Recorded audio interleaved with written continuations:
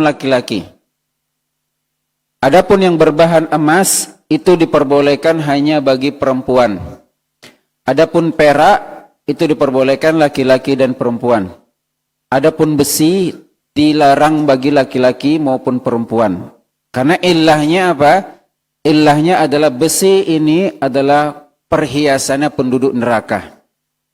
Tapi bagaimana dengan hadis ini? Riwayat Imam Bukhari dan Muslim, "Unduru walau khataman min hadid." Di riwayat yang lain, "Iltamisu walau khataman min hadid." Carilah mahar meskipun dengan sebentuk cincin daripada besi. Maka Allah Ta'ala a'lam, makna pertama diantaranya adalah meskipun. Ini menunjukkan bahwasanya mahar paling murah adalah cincin daripada besi. Cincin besi itu bentuk harta benda yang dimiliki para sahabat ketika itu. Benda yang paling murah. Dan ternyata benda ini pun sahabat ini tidak punya. Jadi ketika itu datang sahabiyat menawarkan dirinya kepada Nabi.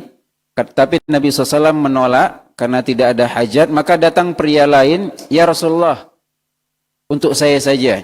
Maka Nabi katakan, "Apa maharmu?" "Saya tidak punya apa-apa." Nabi katakan, "Cari mahar." Ini menunjukkan bahwasanya mahar tidak bisa ditawar. Meskipun kita saling mencintai, tidak usah bang, abang tidak usah bayar mahar, tidak boleh. Tetap harus ada yang diberikan. Bagaimana dengan kain? Maka beliau mengatakan, "Kain saya hanya satu. Kalau saya berikan ini, saya tidak punya pakaian lagi. Cari meskipun cincin daripada besi." Ternyata dia pun tidak punya cincin daripada besi. Jadi kita bahas secara detail masalah mahar itu bentuknya apa saja. Syahid di sini terjadi perbedaan pendapat berdasarkan dua hadis yang seakan-akan kontradiktif. Maka Allah Ta'ala alam, makna larangan memakai cincin daripada besi tersebut, Allah Ta'ala alam pendapatnya adalah makruh, tidak sampai level haram. Allah Ta'ala alam. Timbul pertanyaan, bagaimana jika menggunakan cincin dari emas putih atau dari berlian atau dari bahan-bahan yang lain bagi laki-laki? Juga timbul perbedaan pendapat. Sebagian ulama mengatakan haram dikiaskan dengan emas. Emas saja tidak boleh bagi laki-laki, apalagi benda yang lebih mahal daripada emas. Pendapat kedua mengatakan yang dilarang di sini hanya redaksinya emas. Adapun selain daripada itu, hukum asalnya apa? Mubah. Hukum asal sesuatu itu mubah sampai ada dalil yang tegas melarang. Apalagi ini perkara dunia. Dan jangan sampai kita katakan memakai cincin ini sunnah. Memakai cincin ini mubah, tidak sunnah. Maka perkara mubah, perkara dunia, ini hukum asalnya mubah. Naam. Maka pernyataan kedua, pendapat kedua mengatakan boleh menggunakan cincin yang lebih mahal daripada emas. Termasuk juga emas putih. Kenapa? Karena emas yang ma'ruf di zaman Nabi itu emas yang berwarna kuning yang ada di zaman kita sekarang. Adapun emas putih itu Allah Ta'ala apakah ada atau tidak. Itu yang pertama. Kedua, apakah dinamakan emas atau tidak. Maka Allah Ta'ala saya lebih condong kepada pendapat yang kedua. Hukum asal sesuatu itu mubah sampai ada dalil yang tegas. Meskipun harganya lebih mahal daripada emas kuning tadi. Ya. Dan di sini apa yang menjadi perbedaan pendapat? Ilahnya adalah libas. Kata Nabi SAW, emas dan perak ini adalah pakaian kita nanti di surga. Lahum fid dunya walakum fil akhirah. Bagi mereka di dunia silakan mereka pakai, orang-orang kafir, dan adapun bagi kita yang muslim itu perhiasan kita di surga Allah Subhanahu wa taala. Terjadi perbedaan pendapat. 6.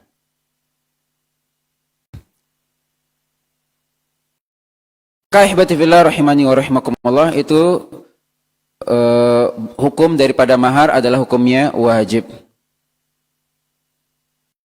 Kemudian kita masuk pembahasan berikutnya, bentuk mahar. Bentuk mahar. Ada beberapa bentuk mahar, kita coba ringkaskan. Pertama, harta.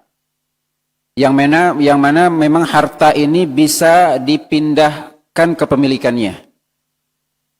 Ya. Ada orang katakan itu angin itu punya saya. Angin yang mana, Pak? Pokoknya angin ruangan ini punya saya. Coba ambil. Bisa diambil, masukkan kantong. Ya. Atau ya, intinya adalah pertama adalah berupa harta yang ada bentuknya. Dan ini di antara firman Allah Subhanahu wa taala, "Famastamta'tum bihi minhunna fa'atuhunna ujurahunna fariidhah." Naam. Kemudian ya di antaranya juga dalil-dalil bahwasanya Nabi sallallahu alaihi wasallam memberikan mahar kepada istri-istri beliau berupa harta. Di antaranya hadis diriwayatkan oleh Imam Muslim, "Ma asdaqa Rasulullah sallallahu alaihi wasallam imra'atan min nisa'ihi wala usdiqat imra'atun min nisa'ihi akthar min 12 uqiyatan." Tidak ada seorang pun dari istri Nabi sallallahu alaihi wasallam yang beliau berikan mahar lebih daripada 12 uqiyah. Kita coba cari berapa kalau dirupiahkan, Allah Ta'ala alam, kurang lebih 18 sampai 19 juta. Hadis ini dikeluarkan Imam Muslim. Nabi SAW tidak pernah memberikan mahar kepada istrinya lebih daripada 18 atau 19 juta. Ini berupa bentuk harta, di sini digunakan dengan uqiyah atau dirham. Kemudian juga Nabi SAW memberikan mahar kepada ibunda kita Khadijah radhiyallahu taala anha berupa harta. Apa itu? Harta yang paling mahal di zaman itu adalah onta. Dan Nabi SAW ketika itu berusia 25 tahun. Dan ibunda kita Khadijah berusia 40 tahun. Ada jarak 15 tahun perbedaannya. Dan Nabi SAW di usia 25 tahun memiliki harta, yaitu beliau memberikan mahar kepada ibunda kita Khadijah radhiyallahu taala anha sebanyak 20 ekor onta.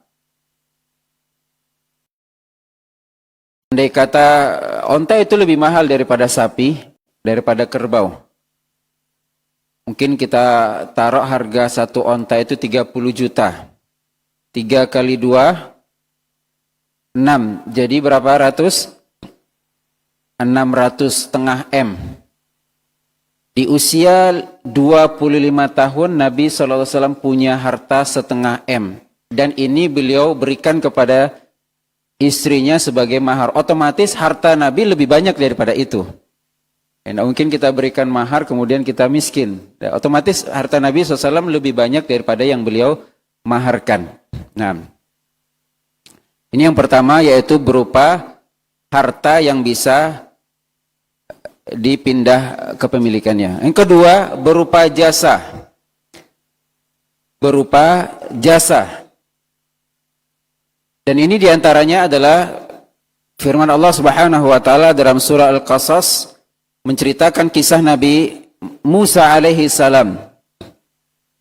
Ketika beliau tidak sengaja membunuh orang yang bertikai dengan kaumnya, dengan sekali pukulan mati.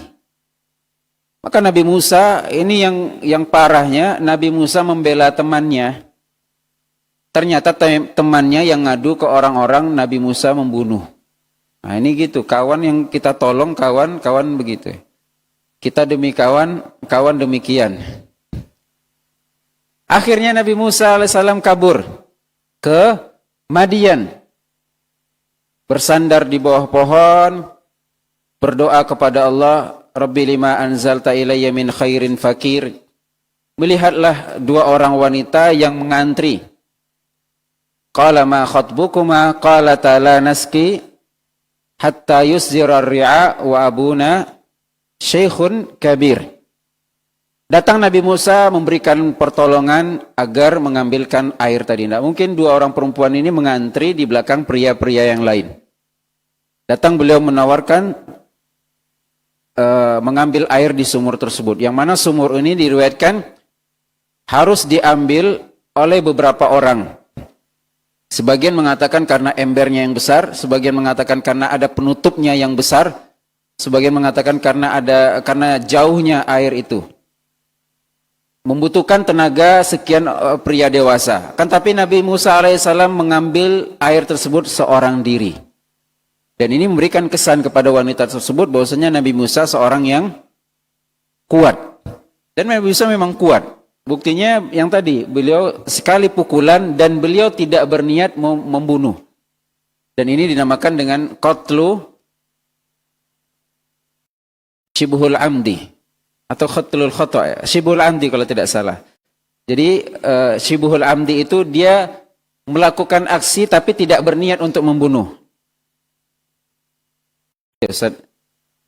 Lupa Ustaz.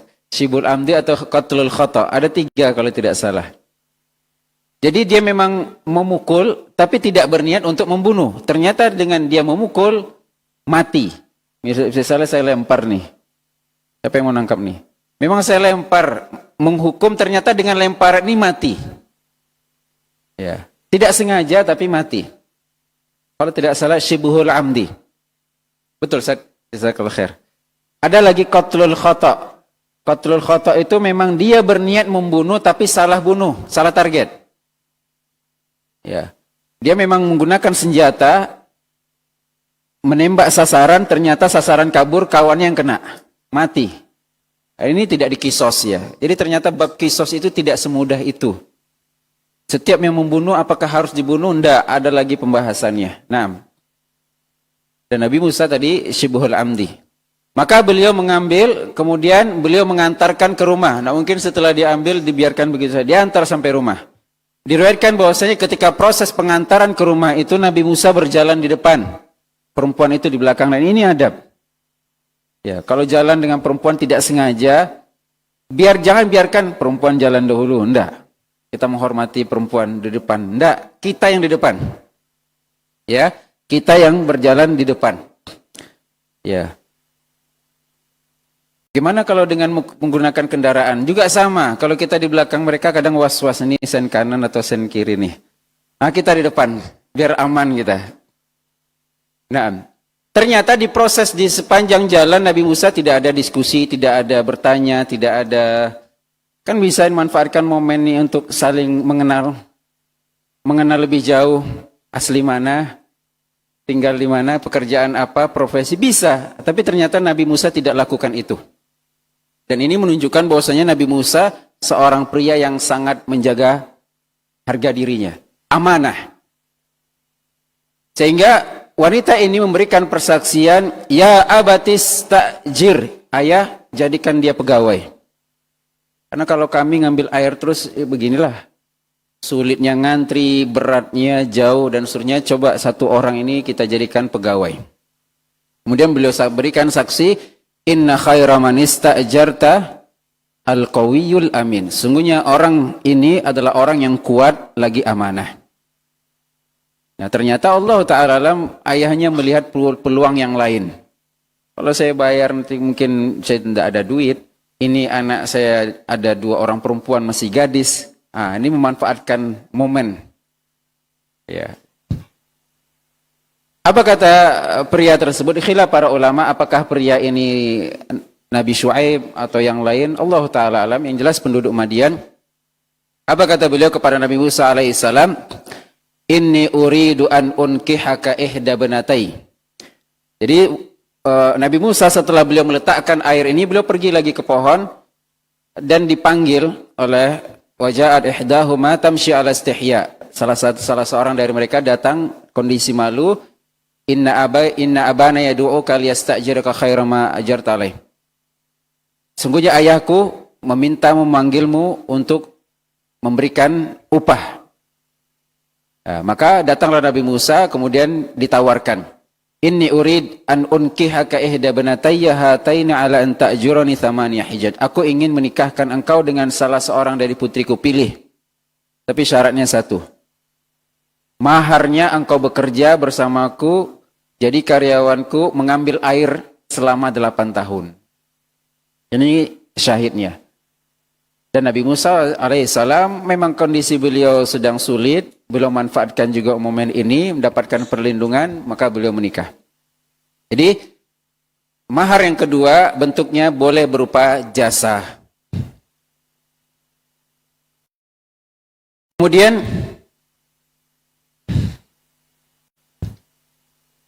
ada lagi bentuk yang lain, manfaat kembali kepada wanita. Jasa ini mungkin umum ya. Jasa ini mungkin maharnya adalah ngajar di markas sunnah ini selama 10 tahun tidak digaji misalnya. Ya, boleh kalau kita ingin seperti itu. Ada bentuk ketiga itu manfaat kepada wanita. Apa diantaranya? Yaitu dengan memerdekakannya dari perbudakan. An Anas bin Malik radhiyallahu anna Rasulullah sallallahu a'taqa Safiyyah wa ja'ala itqaha sadaqaha. Nabi SAW memerdekakan Safiyyah binti Huyai ibn Akhtab radhiyallahu taala anha dan kondisi beliau budak. Jadi ayahnya Safiyyah seorang Yahudi. Safiyyah juga Yahudi. Suami Safiyyah juga Yahudi. Yang mana mereka memerangi Nabi Shallallahu Alaihi Wasallam. Tapi yang diperangi Nabi adalah ayah dan suami, Safiyyah tidak. Dan ini konsep perang dalam Islam. Yang tidak ikut perang jangan diganggu. Ada meskipun pendetanya duduk di pinggir jalan, nengok orang perang-perangan, jangan diganggu karena dia tidak ikut perang. Ada pendeta yang masuk ke gerejanya, jangan dikejar. Ada perempuan-perempuan yang tidak ikut perang, jangan diganggu. Ada anak kecil, subhanallah, bagaimana dengan zaman kita sekarang? Semuanya kena. Orang yang masuk rumah juga tidak boleh dikejar. Ini rumahnya kosong pun dihajar. Dalam Islam tidak boleh seperti itu. Ya, yang memang sengaja mengangkat senjata itu yang diperangi. Ternyata dia minta ampun menyerah, biarkan. Ada seorang sahabat Nabi SAW membunuh orang Quraisy yang mana dia bersaksi ketika sudah menyerah, sudah tersungkur, tidak ada lagi senjatanya, langsung dia mengucapkan syahadat. Maka sahabat ini tidak mau tahu, pokoknya dipenggalnya, mati. Ya. Sampai kabar tersebut kepada Nabi Shallallahu Alaihi Wasallam dan Nabi marah. Kenapa engkau lakukan itu? Kata sahabat tersebut, ya Rasulullah, dia mengucapkan syahadat ini karena takut saya bunuh.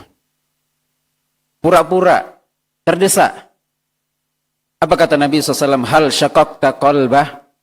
Apakah engkau telah belah dadanya? Apakah engkau telah tahu isi hati dia? Tugas kita sebagai seorang muslim itu bermuamalah secara zahirnya saja. Adapun isi hati seorang, ada orang umroh, pamer posting, wah ini riya. Tidak ada urusan kita itu. Bukan berarti kita yang tidak posting kita ikhlas. Tidak. Ikhlas tidak ikhlas itu amalan hati dan kita tidak pernah diperintahkan untuk mengurusi hati orang. Ikhlas enggak nih? Kalau tidak ikhlas, tidak ada. Yang jelas dia sudah kasih itu urusan dia. Dia tidak ikhlas itu urusan dia. Yang jelas muamalah kita secara zahir itu selesai. Maka terbunuhlah ayahnya Safiyyah, terbunuhlah suaminya Safiyyah, dan Safiyyah menjadi tawanan perang. Hartanya diambil. Ya, dan begitu, itu namanya ghanimah. Ya, itu namanya ghanimah. Dan Safiyyah menjadi budak. Maka Anas bin Malik mengatakan, wa ja'ala itqaha sadaqah. Maharnya Safiyyah ini adalah dengan dimerdekakan Safiyyah daripada perbudakan. Dan ini termasuk amalan yang sangat luar biasa. Yaitu itqu raqabah, memerdekakan budak. Dan Nabi SAW berikan tawaran, apakah ingin merdeka, engkau akan jadi istri. Silakan pilih. Tidak dipaksa untuk menjadi istri Nabi SAW. Dan bagaimana psikologi seorang wanita yang menjadi janda, menjadi yatim, dan ternyata yang menyebabkan dia janda dan yatim itu menjadi suaminya. Sofiyah menerima Nabi SAW untuk sebagai suami. Dan itu beliau sampaikan, manusia yang paling aku benci Nabi. Dan itu masuk akal, wajar. Qatala abi wa zauji, dia bunuh ayahku, dia bunuh suamiku, aku jadi janda. Tapi apa yang dilakukan Nabi SAW? Ini persaksian Sofiyah. Fama zala ya'tadiru ilayya hatta yakun ahabban nas ilai. Senantiasa Nabi SAW minta maaf, minta udzur, klarifikasi, sampai jadilah Nabi SAW manusia yang paling aku cintai. Dan itu tidak lama. Apakah Nabi salah? Nabi tidak salah. Tapi Nabi melihat substansi yang lebih besar, yaitu mu'asyarah bil ma'ruf, sakinah, mawaddah, warahmah dalam rumah tangga. Jadi tidak perlu kita mencari siapa yang salah, siapa yang benar. Dan Nabi posisi ini tidak salah. Tapi lihat yang dilakukan Nabi, Nabi minta maaf. Dan Sofiyah radhiyallahu taala anha luluh dengan maafnya Nabi SAW tersebut. Jadi manfaat ini kembali kepada wanita. Kemudian ada lagi keislaman seseorang. Ini kisahnya Abu Talha yang menikahi Ummu Sulaim. Apa maharnya Abu Talha? Jadi Ummu Sulaim ini wanita muslimah, Abu Talha ini masih kafir. Anas bin Malik mengatakan, tazawwaja Abu Talha Umma Sulaim, fakana sadaqu ma bainahuma al-Islam. Aslamat Ummu Sulaim qabla Abi Talha fa khatabaha, faqalat inni qad aslamt, fa in aslamta nakahtuk. Fa aslam fa kana sadaq ma bainahuma. Jadi Ummu Sulaim dan Abu Talha. Abu Talha ini ingin melamar Ummu Sulaim. Maka apa mahar yang diminta oleh Ummu Sulaim? Kau masuk Islam. Karena kita berbeda agama nih. Aku muslim, engkau masih non-muslim, masih kafir. Aku bisa menerima pinanganmu, syaratnya satu, engkau masuk Islam. Maka masuk Islam Abu Talha, dan maharnya adalah masuk Islamnya Abu Talha tadi. Berikutnya berupa hafalan Al-Quran yang diajarkan atau pengajaran Al-Quranul Karim. Dan ini hadis yang sama dengan kita bacakan di atas, iltamis walau khataman min hadid. Maka sahabat Nabi ini tidak memiliki apapun.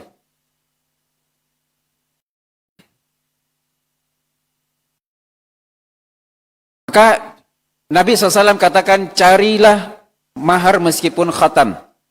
Beliau katakan, Tsumma raja qali wallahi ya Rasulullah wala khataman min hadid, khatam pun saya tak punya, walakin hadza izari walaha nisfu. Qala Sahal wa ma lahu rida, faqala Nabi SAW ma tasna'u bi izarik. Intinya Nabi SAW tidak terima dengan sahrungnya. Maka Nabi SAW katakan, ada ma'aka minal Quran. Nabi ikut berfikir untuk memikirkan mahar orang ini. Subhanallah. Ini dalil bahwasanya ketika ada teman kita nikah, bantu. Antum yang nikah, anda pula yang repot. Enggak. Ini urusan kita semua. Kenapa? Wa ta'awanu 'alal birri wat taqwa. Apalagi di sini orang tua. Apalagi di sini keluarga. Maka kalau ada saudara kita yang ingin menikah, menjaga agama, fikirkan bersama. Dan ini Nabi SAW pikirkan itu. Lihat ya. In labistahu wa in labisat lam yakun 'alaika minhu syai'. Fajalasa ar-rajul hatta idza tala majlisuhu qam. Maka duduklah, Nabi pun duduk berfikir apa kira-kira, subhanallah. Fara'ahu Nabi sallallahu alaihi wasallam muwalliyan fa amara bihi fadu'iya falamma jaa'a qala madza ma'aka minal Qur'an. Lama pria ini berfikir apa yang bisa saya jadikan mahar. Nabi pun duduk menanti, dia berfikir. Ternyata dia pun pergi tanpa pamit. Karena tidak ada yang bisa dia jadikan mahar. Ya sudahlah, tunda aja lah nikah. Nabi panggil. Apa kata Nabi? Madza ma'aka minal Qur'an. Kau punya hafalan Quran. Ya, ini menjadi dalil bahwasanya kita juga ikut.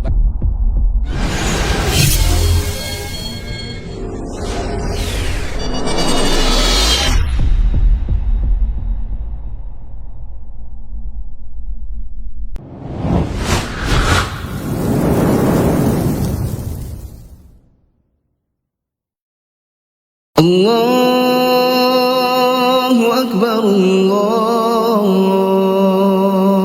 Akbar.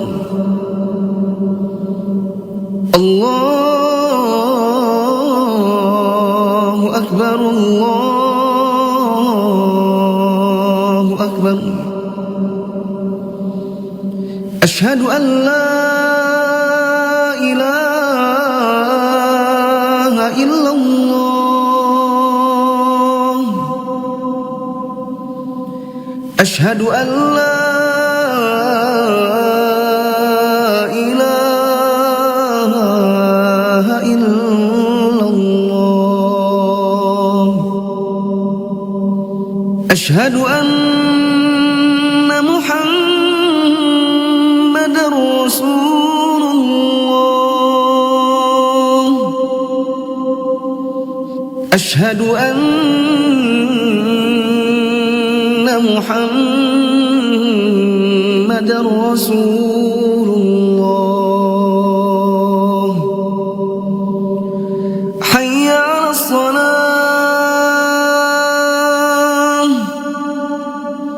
حي على الصلاة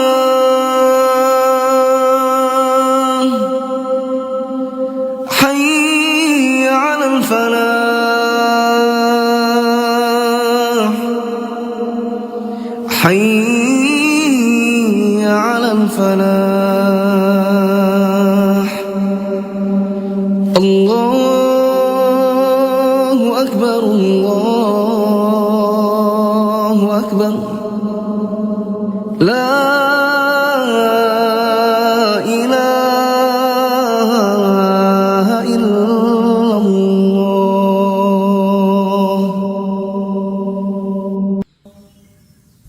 اللهم صل على محمد وعلى آل محمد كما صليت على آل إبراهيم إنك حميد مجيد. اللهم بارك على محمد وعلى آل محمد كما باركت على آل إبراهيم إنك حميد مجيد. اللهم رب هذه الدعوة التامة والصلاة القائمة آت محمدا الوسيلة والفضيلة وابعثه مقاما محمودا الذي وعدته.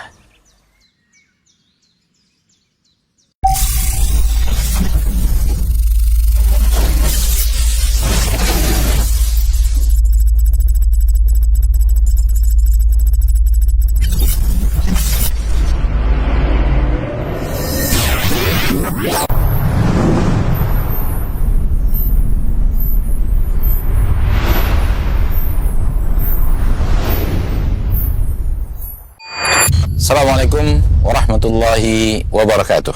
Alhamdulillahirabbil alamin wassalatu wassalamu alal mab'uthi rahmatan lil alamin nabiyyina wa habibina Muhammadin wa ala alihi wa sahbihi wa man tabi'ahum bi ihsanin ila yaumiddin. Wa ba'd. Saudaraku-saudariku kaum muslimin dan muslimat rahimani wa rahimakumullah, semoga Allah tabaraka wa taala selalu memberikan kepada antum kesehatan, keselamatan, taufik dan hidayah. Pada kesempatan yang berbahagia ini, Ana sedang berada di Masjid Al-Hijrah, Markas Sunnah Nusantara Al-Hijrah, Kota Pekanbaru. Progres yang akan kita capai dan akan kita rencanakan pada tahun ini adalah memindahkan ruang sholat dari ruang sholat sementara ke ruang sholat lantai 1. Sehingga kita berencana biidznillah azza wajal untuk kita mulai pembangunan dinding lantai 1, kemudian juga hal-hal yang berhubungan dengan fasilitas yang ada di dalam lantai 1 Masjid Al-Hijrah. Mulai dari ruang mihrab, kemudian sarana pendukung lainnya. Ini akan kita progreskan insyaallah ta'ala dari sisi penggunaan areal masjid. Ma'asyarul muslimin wal muslimat, masih tetap berjalan progres lantai 2, ruang sholat akhwat, yaitu pembangunan tiang dan rooftop lantai 2 Masjid Al-Hijrah. Biidznillah.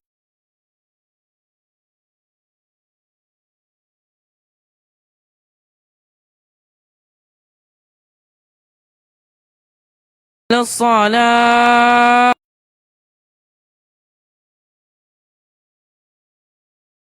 Maka sahabi ini mengatakan, saya punya hafalan surat A, surat B, dia hitung. Ya. Ditambah juga ayat Al-Quran belum sempurna turunnya. Bisa saja surat ini baru sekian ayat, surat ini baru sekian ayat. Kemudian Faqal tazawwajnakaha bima ma'aka minal Qur'an. Maka aku nikahkan engkau dengan fulana, maharnya dengan apa yang ada padamu daripada Al-Quran, ajarkan. Jadi mahar ini bukan yang ada pada di dada si sahabat ini, tapi manfaat yang dia berikan kepada istrinya, yaitu berupa pengajaran Al-Quranul Karim. Buktinya apa?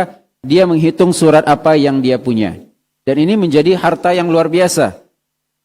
Seorang bisa memiliki hafalan Al-Quran, maka ini harta yang luar biasa. Maka maharnya ajarkan juga istrimu apa yang engkau miliki. Maka Allah Ta'ala alam, mahar berupa bacaan Al-Quran tidak diperbolehkan. Karena tidak ada manfaatnya. Tapi kalau berupa pengajaran Al-Quran, silakan. Maharnya adalah engkau ajarkan surat Al-Fatihah. Engkau bimbing dia menghafal surah Al-Baqarah. Ajarkan dia tahsin sampai lulus dan seterusnya, itu diperbolehkan. Tapi kalau kita jadikan maharnya hanya berupa bacaan, biasa surah Ar-Rahman dibaca ketika prosesi akad nikah, Allah Ta'ala alam, ini tidak diperbolehkan. Maknanya apa? Apakah kita jadikan Al-Quran itu sebagai harta yang bisa diperjualbelikan? Jadi seakan-akan kita katakan inilah harta yang saya miliki, yaitu bacaan Al-Quran ini.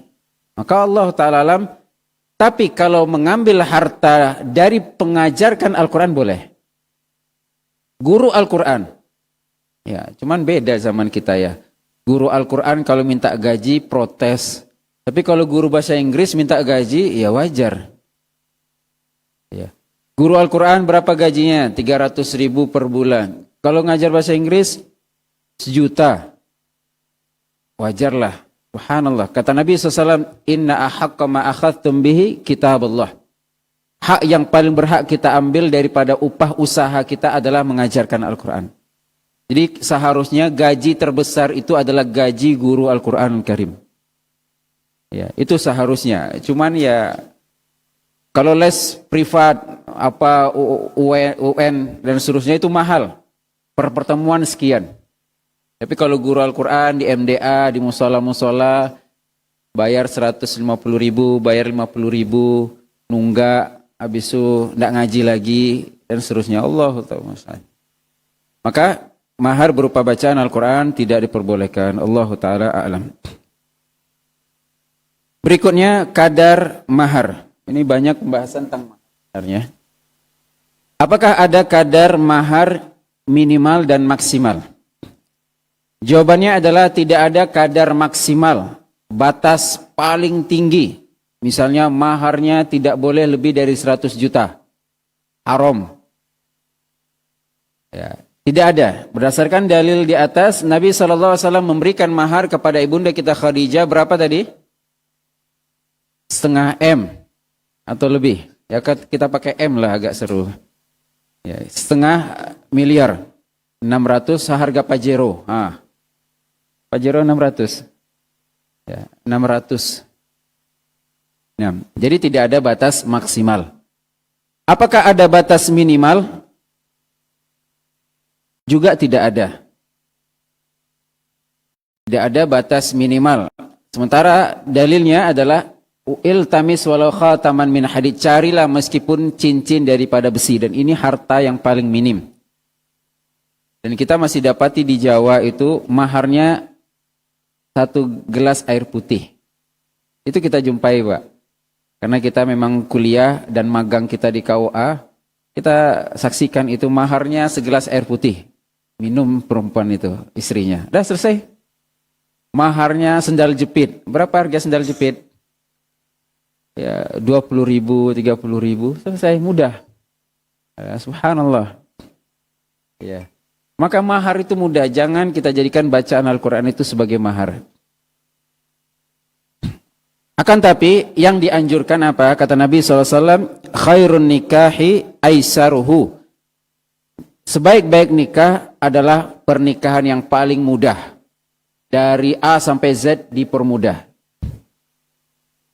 Kemudian kata Nabi SAW, a'zamun nikahi barakatan aisaruhunna mu'natan.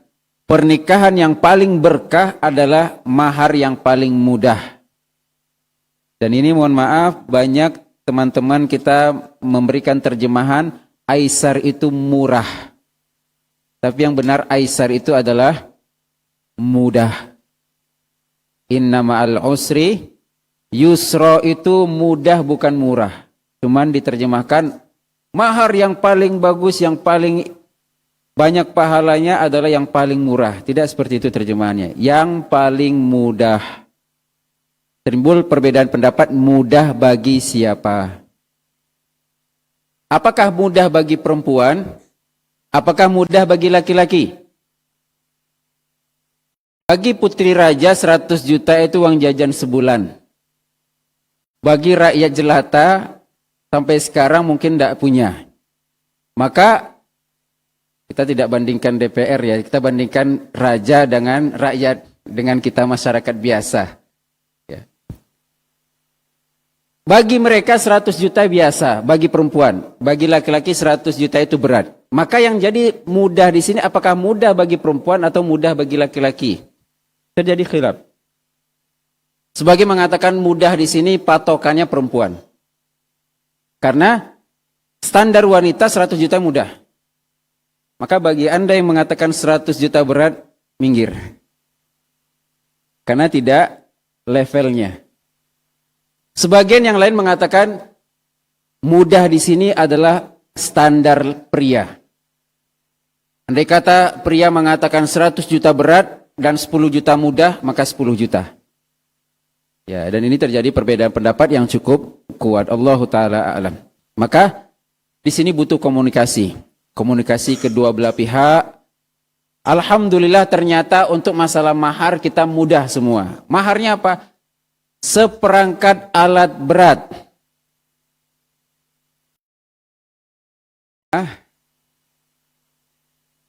Berapa harganya?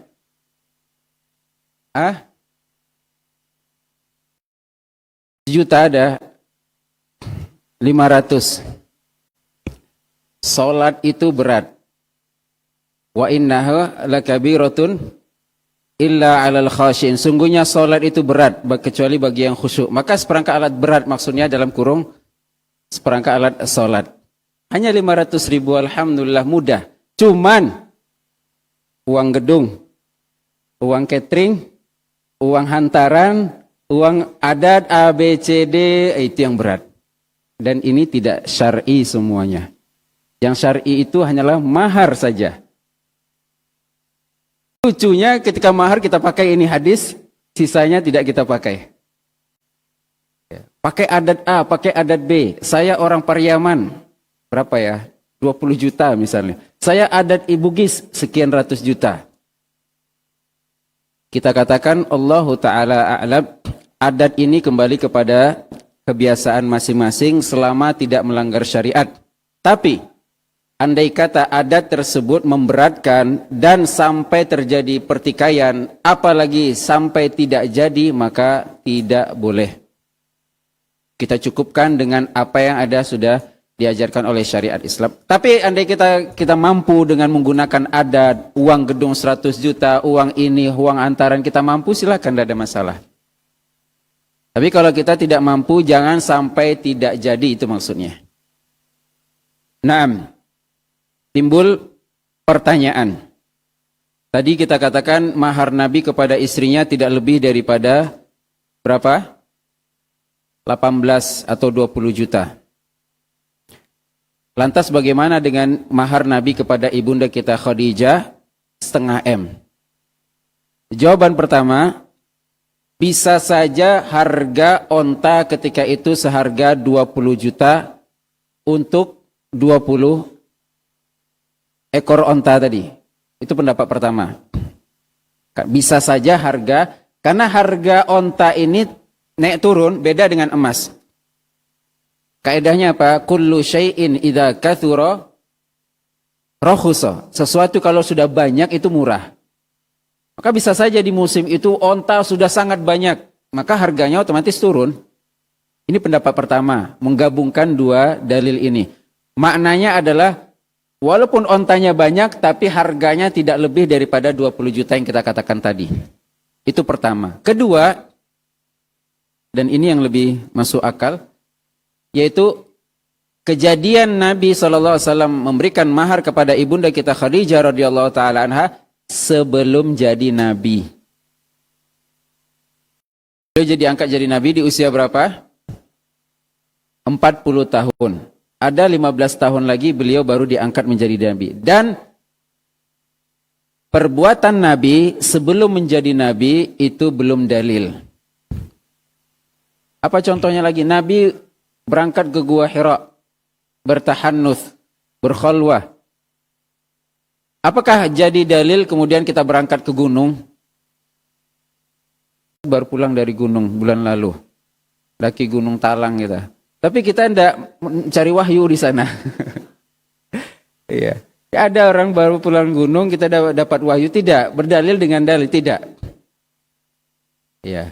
Karena ini dilakukan Nabi SAW sebelum jadi Nabi. Nabi SAW berdagang.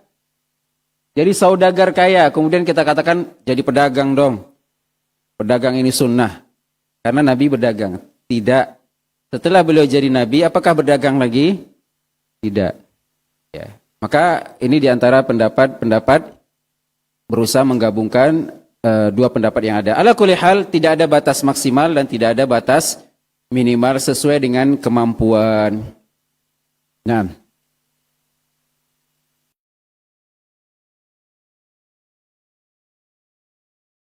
Ustaz, mahar kan wajib bagi laki-laki. Bagaimana jika seorang perempuan yang memberikan mahar untuk laki-laki dikarenakan sang laki-laki tidak mampu? Apakah boleh? Alhamdulillah. Abang, tak usah pikirkan duit, nanti semuanya beres. Alhamdulillah. Nah, dan itu juga termasuk ya ibunda kita Khadijah radhiyallahu taala saudagar kaya, tapi harga 20 onta tadi bukan pemberian Khadijah, memang uang Nabi SAW, hasil usaha beliau. Ya, bekerja, nabung, dapatlah hasil yang luar biasa tersebut. Maka boleh sholat di masjid yang safnya bersampingan dengan sekat. Mohon sekat mana maksudnya itu? Sekat yang itu? Insyaallah tidak ada masalah. Kalau memang safnya penuh ke belakang, tapi kalau safnya masih kosong ngapain di belakang? Mau di belakang sekat? Boleh di belakang sekat kalau perempuan. Nasihatnya Ustaz untuk teman anak yang dibiayai pondok oleh orang tuanya yang bersusah payah, bahkan teman saya malah menjadi pembantu yang bukan urusan dia dan tidak bermanfaat, hanya caper. Apa caper? Cari perhatian kepada pengurus. Dia yang caper atau ente yang iri? Dia yang caper atau ente yang baper? Kadang orang itu ngambilin ustadznya minum. Cari muka. Ya antum harus layani ustadz. Ya, tadi hadis kita bacakan dari sahabat siapa? Anas bin Malik. Apa tugas Anas itu? Pembantu Nabi. Ibunya antarkan, ya Rasulullah, ini anak saya hibahkan nih, membantumu selama 10 tahun. Cari muka Anas. Abdullah bin Abbas ada hubungan dengan ibunda kita Aisyah. Beliau ketika Nabi buang hajat ke kamar mandi, datang Abdullah bin Abbas yang belum balik, belum 10 tahun, diambilnya air untuk Nabi bersuci. Cari muka Abdullah bin Abbas? Iya. Akhirnya apa? Dampak dia cari muka, dia dapat doa. Apa doa Nabi kepada Abdullah bin Abbas? Allahumma faqihhu fiddin wa allimhu ta'wil. Dan ini bukan cari muka, tapi memang cari berkah. Dan di antara adab seorang murid, khidmat kepada gurunya. Ya, kadang ustadz sengaja tidak rapikan kursi. Karena kita nunggu respon dari antum. Bukan kita tidak bisa meluruskan kursi, tapi ini adab seorang murid kepada guru. Ya. Bukakan pintu mobilnya, dilayani ustadznya, dan ini ada keberkahan yang luar biasa. Di antara keberkahannya adalah doa daripada guru tersebut. Dan sudah banyak sahabat Nabi SAW yang memang mengabdikan dirinya kepada Rasul SAW menjadi sahabat yang mulia. Jadi jangan salah faham. Jadi setelah penjelasan ini semua antum wajib berkhidmat kepada guru. Bukan hanya dia tadi. Antum yang belajar rajin tapi sombong. Tapi tidak mau diperintahkan, tidak mau diinikan. Ya. Terkadang mohon maaf Pak ya, yang ngurus jenazah kita itu bukan ustadz ya. Mungkin para orang-orang yang tidak pernah ke masjid. Tapi ketika terjadi masalah mereka yang turun gotong royong. Ya. Antum mana sibuk belajar. Maka saya katakan kalau ada teman-teman yang pergi kajian hari Ahad, ada di tempatnya gotong royong. Kita katakan jangan pergi kajian, gotong royong. Kajian ini bisa online. Dan kajian ini bisa banyak. Sementara gotong royong di tempat kita itu bisa saya sekali dalam sebulan. Dan ini maslahatnya besar. Bukan cari muka ini. Jadi pahami? Jadi semuanya setelah ini wajib berkhidmat kepada gurunya. Salah seorang ulama ketika datang ke rumah gurunya tidak berani gedor pintu. Kan bisa ya, Assalamualaikum Ustaz, izin Ustaz, mamana jemput. Enggak. Tunggu ustadznya keluar. Kapan ustadznya keluar? Di waktu-waktu sholat dia akan keluar. Kadang di telepon-teleponnya ustadz. Telepon-teleponnya, subhanallah, ini semua perlu adab. Kita pun juga ajarkan mahasiswa kita adab komunikasi dengan dosen. Terkadang orang mengatakan ini dosen-dosen ini dibalas di chat sekarang, dibalasnya hari pembalasan. Bukan kita tidak balas, tapi antum punya adab tidak komunikasi dengan kita. Ya. Dan saya pribadi, saya pegang beberapa akun, kadang saya tidak ladeni orang-orang yang seperti itu. Barusan juga tadi, Masya Allah, antum kan ustadz, antum kan begini. Begitu komunikasi dengan seorang ustadz. Kita akui dia ustadz kita, tapi komunikasi kita seperti itu. Ini jemaah kita sekarang begitu Pak, netizen. Dia mengakui kita ini ustadznya, tapi adabnya tidak ada. Ya, Allah yahdi kata dia, barakallahu fiik, jazakallah khair. Ya, antum akan dihisab, jazakallah khair. Ini doa yang luar biasa, tapi tidak adab seperti itu. Ya. Ya, perlu juga kita belajar kitab adab kepada seorang guru. Memang ustaz sekarang harus lebih banyak sabar juga menghadapi jemaahnya dan murid-muridnya. Bagaimana sikap kita sebagai laki-laki terhadap istri yang tidak sesuai dengan ekspektasi kita dari perkataan orang-orang sekitar dan bahkan dari orang tuanya sendiri? Sama juga bagaimana sikap istri yang mana suaminya tidak sesuai dengan ekspektasi dia. Dia tidak sempurna sebagaimana kita juga tidak sempurna. Kata Nabi SAW, la yafraq mu'minun mu'minah. Tidak boleh seorang suami menghina istrinya kalau dia tidak suka satu akhlak, lihat akhlak yang lain. Apakah dipertahankan atau tidak? Silakan ditimbang-timbang mana maslahatnya. Mahar membaca surah Ar-Rahman tadi sudah kita jelaskan. Bolehkah mahar dipinjam untuk modal usaha ke istri? Tanya istrinya. Kalau istrinya mau pinjamkan, alhamdulillah. Bolehkah minta mahar tersebut? Tanya istrinya lagi, karena itu uang istri, murni. Tidak boleh intervensi siapapun, bahkan orang tuanya. Andai kata istri kita membolehkan, alhamdulillah. Ganti besok ya, ya bang ganti.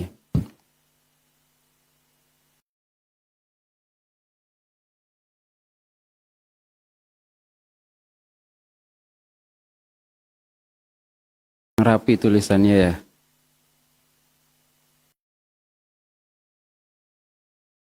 Assalamualaikum Ustaz, izin, apakah boleh mahar pernikahan itu hewan? Nabi tadi apa maharnya? Itu mau hewan apa? Buaya.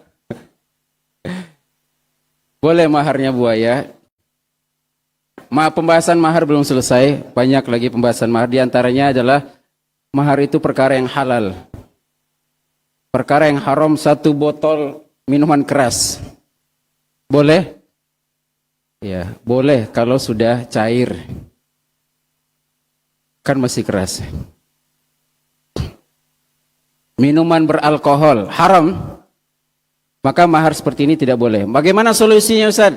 Pernikahan sudah terjadi, maka kita katakan mahar mithli, yaitu seharga, misalnya ini berapa ini asal ini Pak? 4.000. Atau yang kedua maharnya gosok maling. dengan maharnya asil. Ternyata ini ngambil di punya orang. Kita katakan tidak sah maharnya, tapi ganti dengan seharga dengannya. Dan juga banyak pembahasan tentang mahar tersebut. Allahu ta'ala a'lam. Cukup sekian yang bisa disampaikan, lebih dan kurang mohon maaf. Subhanakallah bihamdika asyhadu an la ilaha illa anta astaghfiruka wa atubu ilaik. Assalamualaikum warahmatullahi wabarakatuh.